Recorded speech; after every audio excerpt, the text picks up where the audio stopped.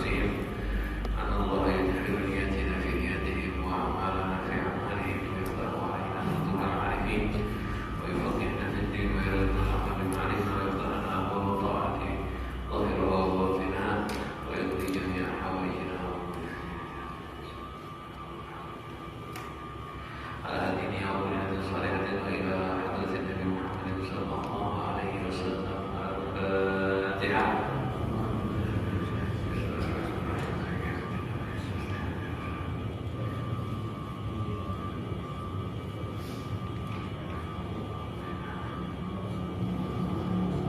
Bismillahirrahmanirrahim. Qala al-musannif rahimahullah ta'ala wa nafa'ana bihi wa bi ulumihi. Athani an Abi Dharr aidan radhiyallahu anhu anna Rasulullah sallallahu alaihi wasallam qala isbihu ala kulli salamin min ahadikum sadaqatan wa kullu tasbihatin sadaqatan wa kullu tahmidatin sadaqatan wa kullu tahlilatin sadaqatan wa kullu takbiratin sadaqatan wa amrun bil ma'rufi sadaqatan wa nahyun 'anil munkari sadaqatan wa yujzi'u an dhalika min dhalika ramadani yarka'uhuma minan du'a. Alhamdulillah wassalatu wassalamu ala Rasulillah wa ala alihi wa sahbihi wa man wala.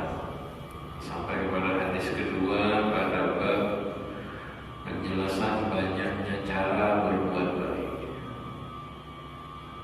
Diriwayatkan dari Sayyidina Abi Dzar Al-Ghifari, ayatun sama seperti hadis pertama. Radhiyallahu anhu, sesungguhnya Rasulullah SAW bersabda, yusbihu ala kulli sulama, masuk pagi artinya mengawali hari, atas setiap tulang. Sulama itu tulang yang bersambung dengan persendiannya, potongan-potongan tulang di badan kita. Min ahadikum, dari setiap seorang di antara kalian, sadaqatun, sadaqah.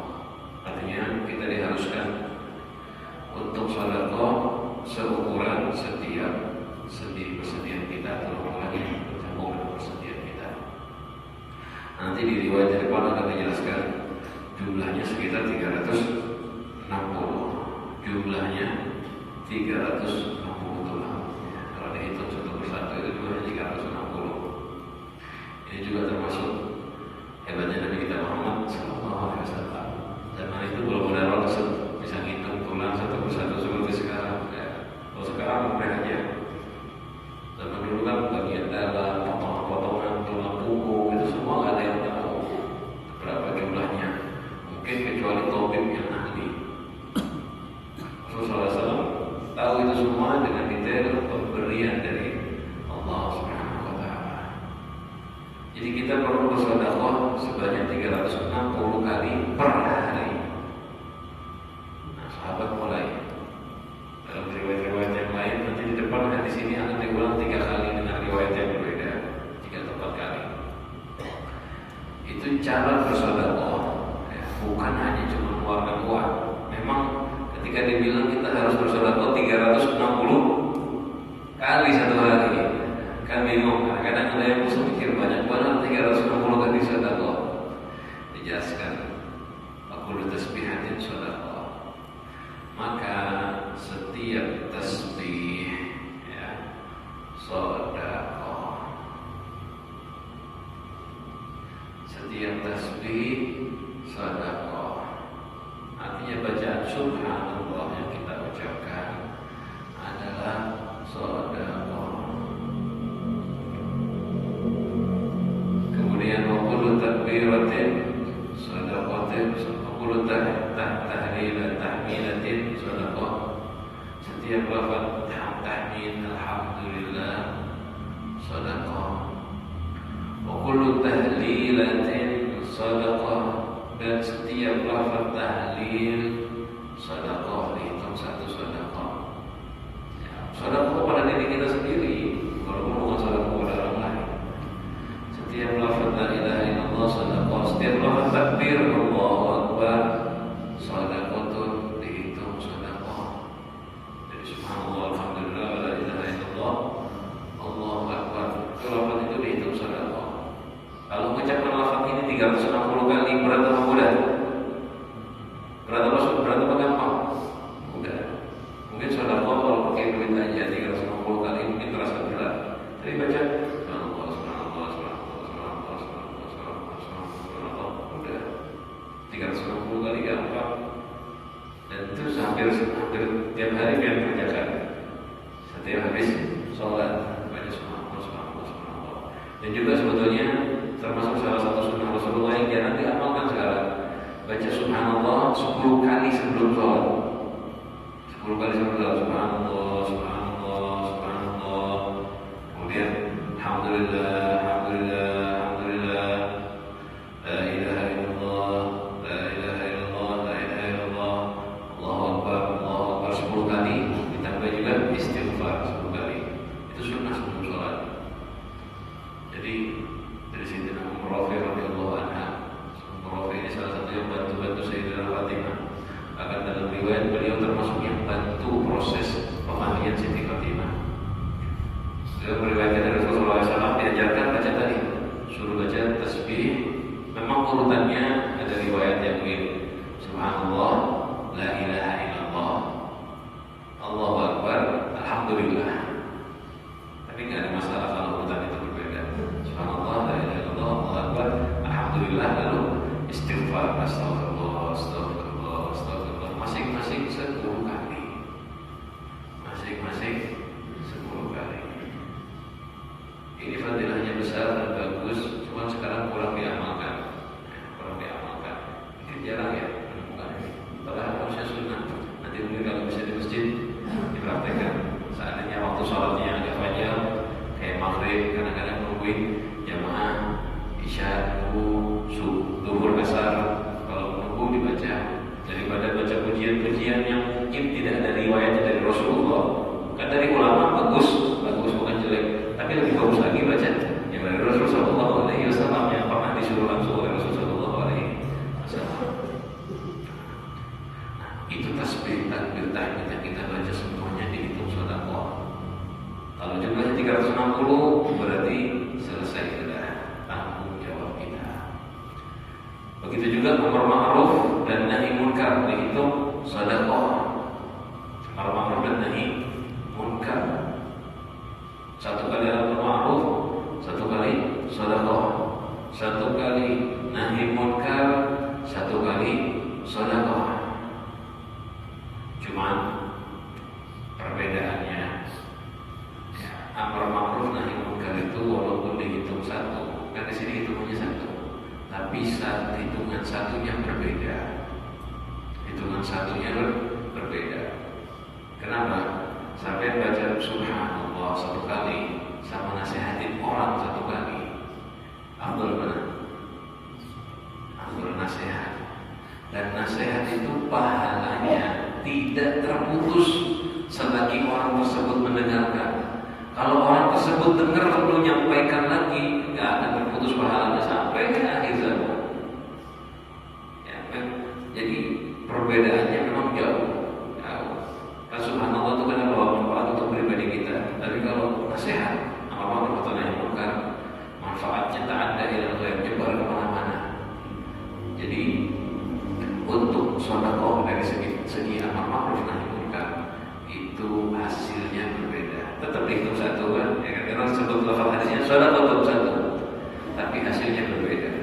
Mungkin ibarat begini, ada orang sedekah 1.000 rupiah satu kali ya. Ada orang satu kali sedekah 1 juta, habis mana? Nah, mungkin perbandingannya seperti itu. Kenapa? Karena hitungannya satu kali, tapi satu kali dengan jumlah yang besar. Itulah amar ma'ruf nahi. Dan lebih hebat lagi dari itu semua ya, ada yang jumlahnya satu kali dikerjakan tapi seperti 360 sedekah.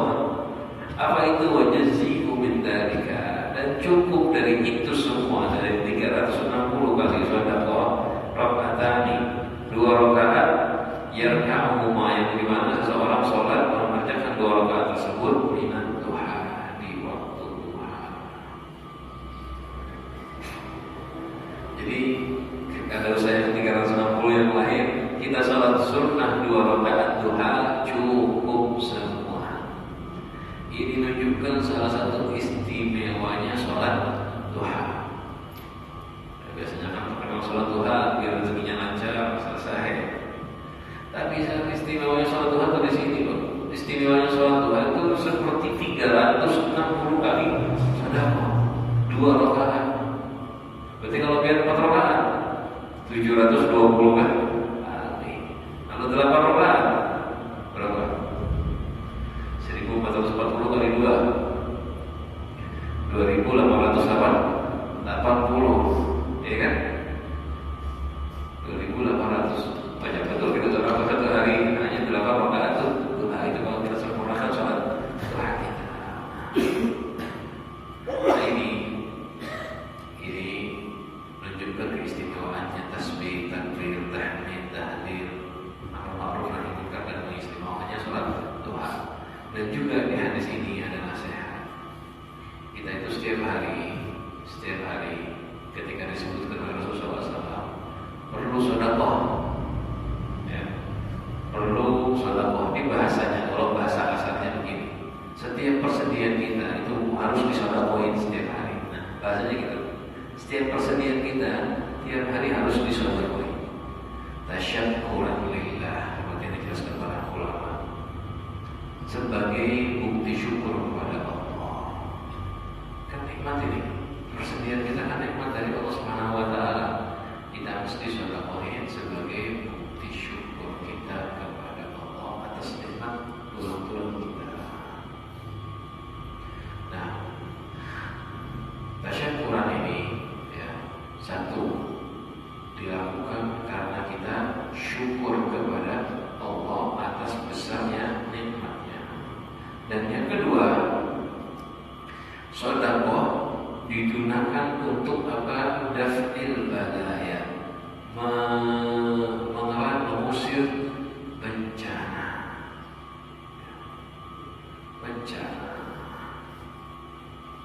Mengusir bala-bala. Jadi sedekah itu kan mengusir bala. Sedekah itu mengusir bala. Rasulullah SAW bersabda, "Badiru bis-shadaqat, fa innal balaa la yatakhattas sadaqah." Cepat-cepatlah bersedekah, karena bala itu tidak bisa melangkahi sedekah, tidak bisa melewati sedekah. Artinya, kalau kita mengawali hari sudah sedekah, insya Allah satu hari itu tidak akan ada bala yang datang. Kalau kita sudah sedekah, seakan-akan ada dinding, bala tidak bisa lewat. Makanya dalam hari-hari kita mulai hari kita melakukan ini tadi sedekah.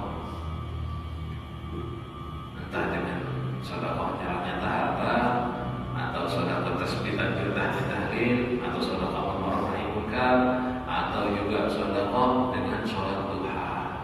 Tujuannya apa? Agar badan ini yang nikmat dari Allah, tulang belulang ini yang karunia dari Allah Subhanahu wa taala, ya, itu dijaga dan tercegah dari bala. Yang ingin sehat terus, sholat duha, seakan-akan begitu. Yang ingin senang, bahagia, sholatlah duha. Yang ingin dikekalkan nikmatnya, sholat duha. Ini hadis ini ada dalil juga, dalilnya selamatan. Kalau kita dalam Indonesia kan selamatan. Jadi kalau dapat nikmat, biasanya kan sedekah kan. Istilahnya kita apa? Selamatan kan ya? Selamatan. Ada yang beli mobil baru, selamatan. Ada yang lahir anaknya, selamatan. Dalilnya apa? Ini. Dalilnya ini. Kita disuruh sedekah untuk tafaul, agar dijaga keselamatannya oleh Allah Subhanahu wa taala. Nah, dan sedekah itu walaupun bukan dengan harta, kan dengan amal baik juga sama. Makanya dikerjakan sama ulama. Dipraktekkan. Kalau ada yang punya nikmat, ayo baca Yasin, ayo kumpulan orang baca doa selamat bersama-sama. Nanti ada yang mau beri hadiah makanan, ada yang minum-minumnya baca doa bareng-bareng. Itu sudah termasuk sedekah untuk menyelamatkan diri dan keluarganya dari murkanya Allah Subhanahu wa taala. Kita praktekkan nanti ya. Insyaallah sudah praktek sholat duha. Cuma kita tambah hari ini karena kita belajar sholat duha yang biasanya 2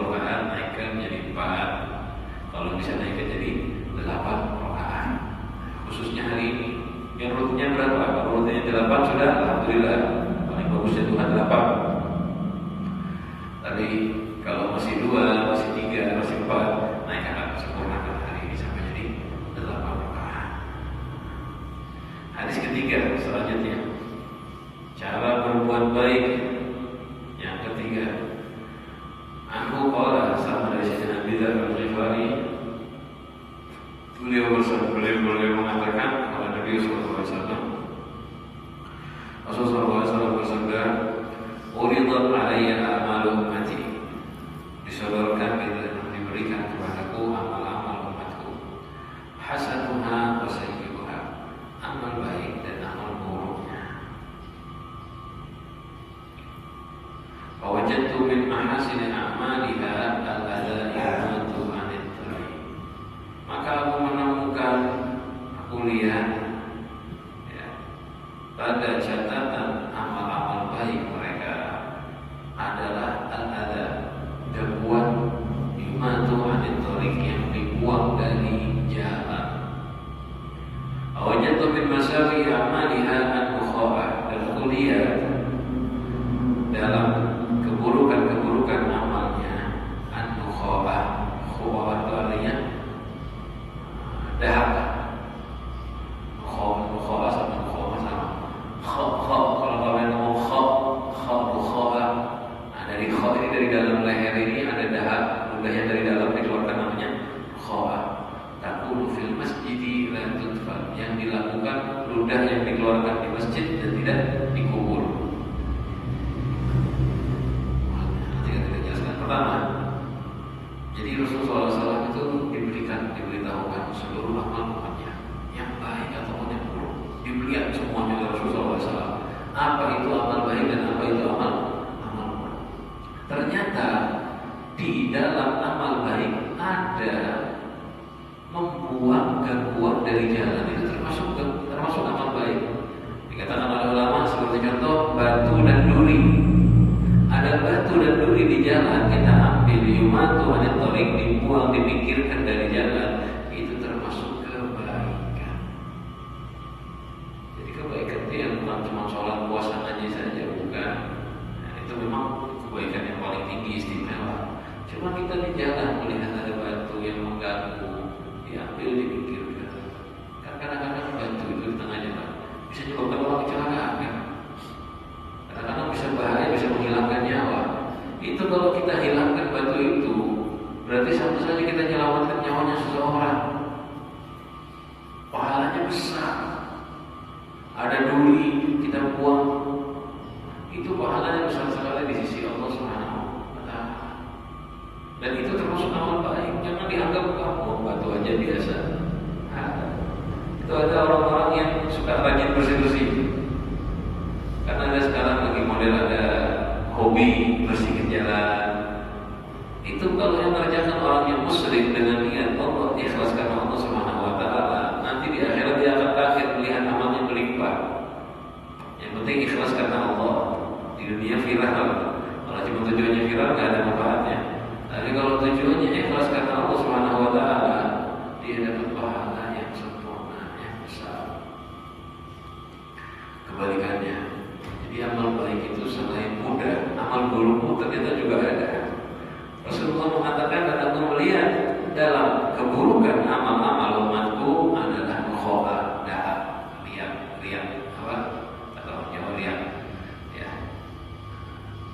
ludah yang dari dalam pangkal tenggorokan. Takulu fil masjid dan tudfan, dikeluarkan di masjid tapi tidak dikubur. Jadi ada orang ludah di masjid tapi ludahnya dibiarkan di atas. Maksudnya gini, masjid dulu, gambarannya masjid dulu tanah, ada kayak kita karpet. Jadi meludah dulu di masjid, dikatakan dilarang meludah di masjid, kan begitu. Dilarang meludah ke arah depan dan ke arah kanan. Kalau meludah ke arah kiri.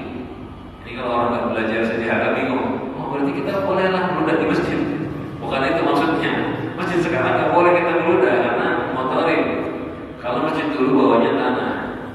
Jadi kalau meludah ke arah kiri, terus dikubur pakai pasirnya masjid, pakai tanahnya masjid. Karena masjid dulu nggak kayak kita sekarang. Oh itu tanah. Yang disebutnya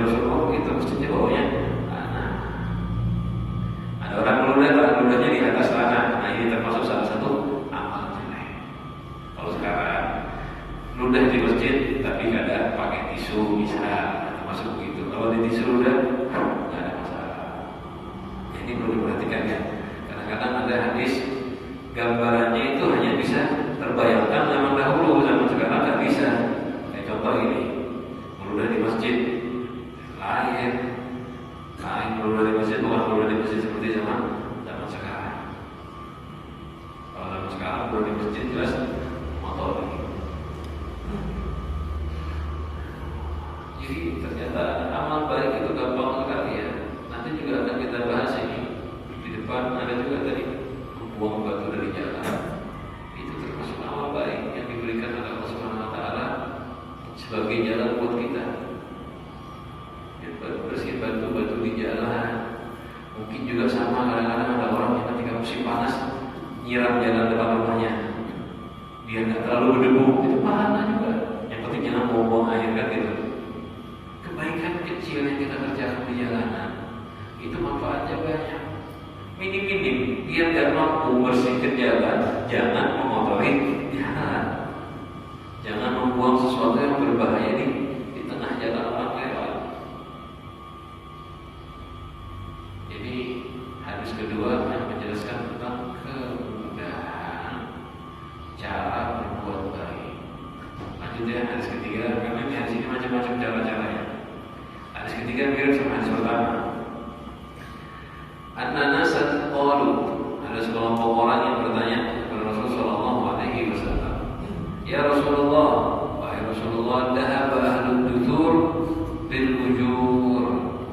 Ya Rasulullah, dhahaba pergi, artinya mendahului kami, ahlud duthur, orang-orang kaya, bil ujur, dengan pahala yang banyak. Sahabat yang miskin-miskin ini yang gak mampu datang ke Rasulullah curhat. Ya Rasulullah, orang-orang yang berduit mengalahkan kita ya Rasulullah, mengalahkan dari segi pahala. Yusalluna kama nusalli, mereka sholat sebagaimana kami sholat. Wa yasumuna kama nasumu, mereka puasa sebagaimana kami puasa ya Rasulullah. Wa yatasaddaquna bi fuduli amwalihim, dan mereka bisa bersedekah dengan kelebihan harta mereka. Ya sahabat, masya Allah, hati mereka itu tidak ada pikiran dunianya. Kalau dia perhatikan di sini, pikirannya bukan dunia. Ya Rasulullah, orang-orang yang punya duit mengalahkan kebaikan kita ya Rasulullah. Mereka sholat seperti kami sholat, mereka puasa seperti kami puasa. Artinya sholat sunnah, puasa sunnah, sholat wajib pasti sama. Ini mereka sholat sunnah qiyamul lail seperti kami qiyamul lail. Mereka puasa sunnah seperti kami biasa puasa sunnah. Tapi mereka punya kelebihan yang nggak bisa kita kerjakan. Apa itu? Mereka sedekah dengan kelebihan harta mereka. Dan yang dimaksud kaya di sini, kaya yang diceritakan di hadis ini, bukan orang yang kaya raya, bukan. Tapi diceritakan sama ulama, itu orang-orang yang punya sedikit kelebihan dari nafkah wajib. Jadi yang dilihat ini pokoknya orang yang kaya raya miliarder sampai sekarang enggak.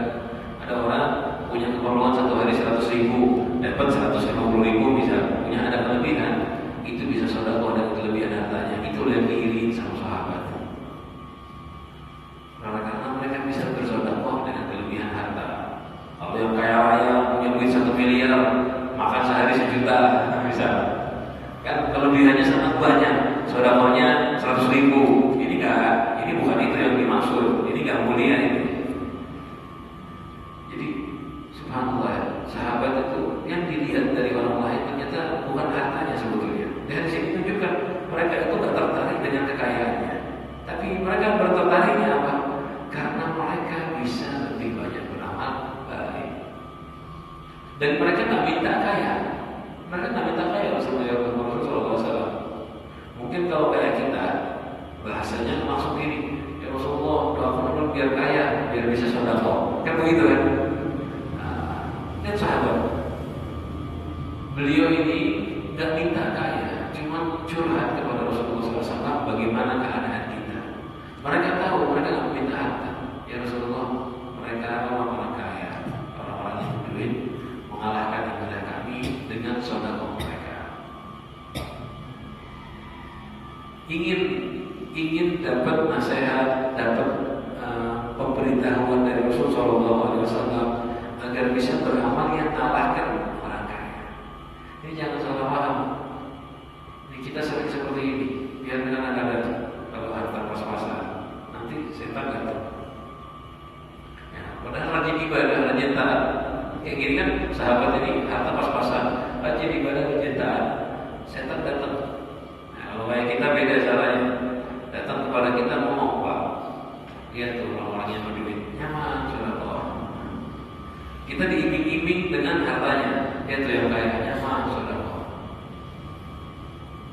Kita harus usaha biar bisa saudara juga kayak yang kaya. Akhirnya sholat sunnahnya ditinggalkan, ibadah sunnahnya ditinggalkan. Apa alasannya? Begawi, biar bisa saudara. Ujung-ujungnya karena jadi kaya, harta kada dapat, ibadahnya ditinggalkan. Dan memang begitu loh ibu-ibunya setan. Nanti macam-macam. Misalnya contoh begini, doakan. Kalau pernah kita doakan biar rezeki banyak. Nanti kalau rezeki lancar nyaman dulu, bisa dekat sama ulama. Dia kira dekat sama ulama karena duit. Ya, kan memang kadang-kadang kelihatannya ya, oh ini punya mobil nyaman bisa menjemput tuan guru. Oh ini punya harta bisa mengundang tuan guru. Ada kedekatan dengan orang soleh bukan karena duitnya. Memang kadang-kadang para ulama yang soleh benar-benar urusan akhirat, ya, itu nggak melihat harta. Mungkin kadang-kadang karena yang menjemput ya dekat aja satu mobil, tapi ikatan hati dengan orang soleh tidak didapati dari hartanya. Dari apa? Ketika mereka melihat keikhlasan dia dalam majelis, kerutinan dia di majelis, kerutinan dia belajar, itu orang soleh nggak bisa membedakan mana yang ikhlas mana yang tidak. Kadang ada orang yang duduk dekat dengan mereka tapi yang dekat hatinya. Kadang ada orang yang jauh tapi dekat hatinya. Guru saya pernah ngomong, "Kam min qaribin ba'id wa kam min ba'idin qarib." Berapa banyak orang yang dekat dan jauh. Berapa banyak orang yang jauh tapi dekat. Berapa banyak orang yang dekat tapi jauh.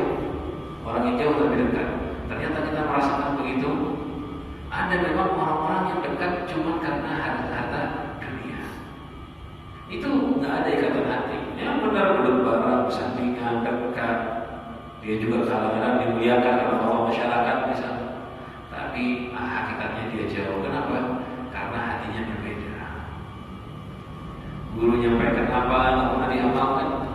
Kenapa? Kadang-kadang merasa cukup dengan saudara mereka. Ini jauh. Tetapi ada orang yang jauh duduknya. Mungkin nggak pernah bertemu. Tetapi dekat di hati orang soleh. Dan dulu ada satu orang nggak kenal dengan Nabi, jauh. Orang di Indonesia, guru kita di Yaman, kan jauh ya, jauh negerinya, nggak ada ikatannya. Tetapi subhanallah, ketika aku bertemu dengan dia padahal dari luar negeri, langsung seakan-akan dikenal, disapa, diajak berbincang. Padahal jauh. Kenapa? Dia punya ikatan hati. Ikuti nasihatnya didengarkan. Gitu. Biar kamu punya ikatan sama ulama. Gak perlu. Karena kamu nggak pernah ngobrol sama beliau pun gak ada masalah. Yang penting dia dengarkan nasihatnya, diamalkan. Itu cukup. Dengarkan nasihatnya, diamalkan. Dulu Habib Salim Syadhiri almarhum.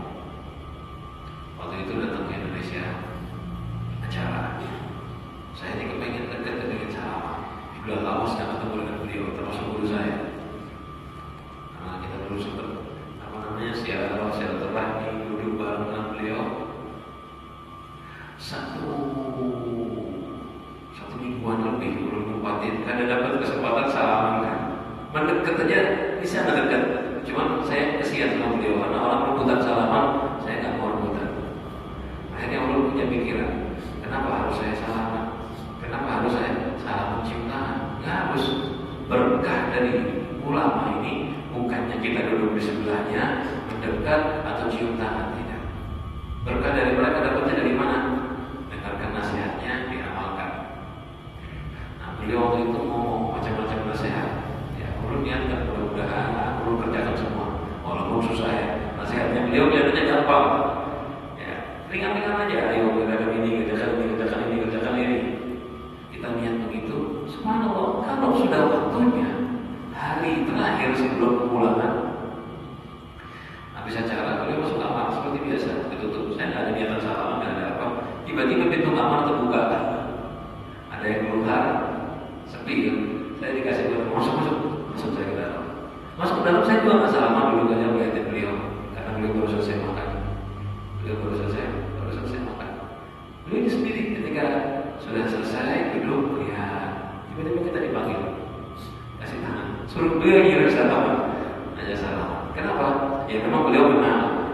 Ulama tuh kalau sama murid kenal, walaupun sudah lama ketemu, kenal wajahnya. Nah, beliau ketika ada keperluan, bisa contoh melihat kita tak memaksakan diri, malah beliau yang memanggil. Dan seperti itu. Ya, ini karena akhlaknya mereka, akhlak baiknya mereka kepada semua orang. Nah, biar kita semua begitu loh. Ini salahnya setan menipu kita dengan harta. Sebagian kira, yang punya mobil mewah, nyaman ya, menjemput sini, duduk di sebelah sama sini di mobil. Ya, jangan mau tertipu seperti itu. Kedekatan dengan Allah tidak hanya dicapai dengan harta. Oleh karena itu sahabat saat itu datang ke Rasulullah, nggak minta, ya Rasulullah, saya kepengen kaya biar bisa sedekah, nyaman ya Rasulullah. Nggak gitu mereka. Dan kita juga sama, jangan sampai tertipu seperti itu. Tidak harus kaya. Tidak harus kaya untuk bersedekah. Cuma kalau yang memang rezekinya dilapangkan oleh Allah, alhamdulillah, gunakan hartanya untuk berbuat baik. Sayang, harta biar nanti bisa panjang lebar di akhir nanti kalau tidak digunakan untuk berbuat baik. Kalau yang belum, jangan terlalu sibuk mengejar kaya dengan alasan sedekah. Tidak, kerja aja santai. Mau ngotot, mau santai, rezeki tetap sama, tidak akan berubah. Nah, di sini ketika sahabat ngomong begitu, ya Rasulullah, ini yang kaya ini sedekah dengan harta mereka, gimana kita ya Rasulullah? Apa jawaban Rasulullah SAW? Awalaysa qad ja'ala Allahu lakum ma tasaddaqun. Bukankah Allah telah memberikan bagi kalian sesuatu untuk kalian sedekahkan? Allah telah memberikan kalian cara untuk sedekah. Apa itu? Inna bikulli tasbihatin shadaqatan. Sungguh setiap tasbih adalah sedekah. Ya, itu sedekah pun adalah sebuah sedekah. Setiap tasbih adalah sedekah. Setiap takbir sedekah. Kita baca subhanallah sedekah sekali. Allahu akbar sedekah sekali. Wa kullu tahmidatin alhamdulillah sedekah. Wa kullu tahlilatin sedekah, tahlil sedekah, la ilaha illallah sedekah. Amrun bil ma'ruf sedekah, amar ma'ruf mengajak kebaikan sedekah, wa nahyun 'anil munkar sedekah, melarang dari kemungkaran sedekah. Kan lihat ya, ini sama dengan hadis sebelumnya. Amar ma'ruf nahi munkar sedekah. Mudah tidak? Gampang. Jadi gak harus kalau kepengen kaya biar bisa sedekah, biar baca subhanallah alhamdulillah la ilaha illallah Allahu akbar sudah 4 kali, diulangi sehari 1000 kali masing-masing, 4000 kali sedekah ya. Subhanallah 1000, alhamdulillah 1000. Yang kaya kadang mampu sedekah 1000 kali setiap hari. Malah sedekah pakai uang itu ya, memang salah satu amal yang gampang kena ria dan penyakit sedekah paling gampang karena ada hubungan dengan orang. Tapi kalau sedekah, kalau sedekah dengan subhanallah alhamdulillah la ilaha illallah akbar, lebih aman dari ria. Ada lah yang bangga pagi-pagi mulut tadi kalau aku pakai subhanallah alhamdulillah la ilaha illallah akbar, jarang yang kayak gini diketawain orang. Kalau dia mau pamer, orang bilang mulut juga bisa, kalau kayak itu semua bisa. Kan jawabannya begitu. Akhirnya kita nggak pamer. Kalau yang pasang status, alhamdulillah hari ini bisa mengisi jaringan masjid 100.000, alhamdulillah hari ini bisa memberikan anak yatim sekian, banyak bisa pamer. Kalau sudah tasbih takbir tahmid, sulit pamernya, sulit riaknya. Justru ini amal yang paling aman tuh, amal yang paling bagus tuh yang aman dari penyakit, mudah dan ringan, dan lebih mudah lagi. Rasulullah melanjutkan, wa fi bud'i ahadikum shadaqatun. Dan bud'i ahadikum ini kiasan dari Rasulullah SAW. Dan berhubungan halal dengan istri kalian itu itu dihitung sedekah. Bingung nggak sahabat? Berhubungan suami istri adalah sedekah. Dijawab sama sahabat, qalu ya Rasulullah, ayati ahaduna syahwatahu wa yakunu lahu biha ajrun. Apakah kita ini mendatangi syahwatnya terus dapat pahala di sisi Allah? Kan berhubungan suami istri syahwat. Mereka bilang, ya Rasulullah, kalau kita kerjakan ini, apakah kita dihitung dapat pahala? Apa jawabnya Rasulullah? Qala a'aitum law wada'aha fi haramin akana alaihi fiha wizrun. Bagaimana menurut kalian kalau berhubungan tersebut diletakkan dalam yang haram, melakukan hubungan dengan cara yang haram, di luar nikah misalnya, apakah berdosa dia? Wah, dosa besar. Maka dari kita Allah fil halal kana lahu ajrun. Begitu juga kebalikannya, kalau dilakukan di haram dosa, dikerjakan dengan cara yang halal, ada baginya pahala. Ini termasuk kabar gembira yang bukan main. Kenapa? Bukan melihat hubungan suami istrinya, bukan. Hadis seperti ini dibaca, dipahami secara global. Jadi kita ini kalau melakukan sesuatu yang baik, yang asalnya haram kita lakukan, kebalikannya dihitung pahala besar oleh Allah. Berhubungan di luar nikah haram, kalau kita kerjakan dengan cara menikah halal, dapat pahala. Begitu juga kiaskan makan. Kalau biar makan haram kayak apa? Dosa tidak? Dosa. Makan makanan yang halal dapat pahala. Dan kiaskan semua seperti itu. Ini kemudahan yang diberikan oleh Allah Subhanahu wa taala kepada kita umat Rasul sallallahu alaihi wasallam. Rasulullah mencontohkan ini karena biasanya syahwat ini kan hal yang dikira paling ibarat kata ya, bukan ibadah. Kan orang pikirnya pasti ini bukan ibadah. Pertama kali begitu sebelum belajar, ini kan syahwat. Makanya Rasulullah pakai contoh ini. Tujuannya apa? Jadi sahabat mengkiaskannya gampang. Kayak tadi saya contohkan makanan, ya makan. Kan kalau niat makan kan lebih mudah dipahaminya. Makan kan buat tahan. Kalau badan saya kan buat tahan. Gampang mengkiaskannya. Nah, begitu juga ini semua ya Allah. Ternyata kita bersedekah di dalam Islam ini mudah dan dapat pahala yang besar. Sedekah, tasbih, takbir, tahmid, tahlil, amar ma'ruf nahi munkar, sedekah, bahkan urusan pribadi keluarga yang biasanya kita kerjakan dengan syahwat, sedekah cuman ditambahkan sama ulama mengerjakannya karena tujuan menjaga diri dari yang haram, dihubungkan kembali dengan innamal a'malu binniyat. Nah, urusan keluarga itu hal syahwat keluarga, jangan lupa niat yang baik, baru dapat pahala. Kalau nggak ada niat, apalagi yang kerjakan adab, tidak baca bismillah, belum tentu dapat pahala. Nah, di sini tujuannya melakukan yang halal biar nggak kena yang haram, baru dihitung sedekah. Nah, ini seperti ini ya, jadi perhatikan.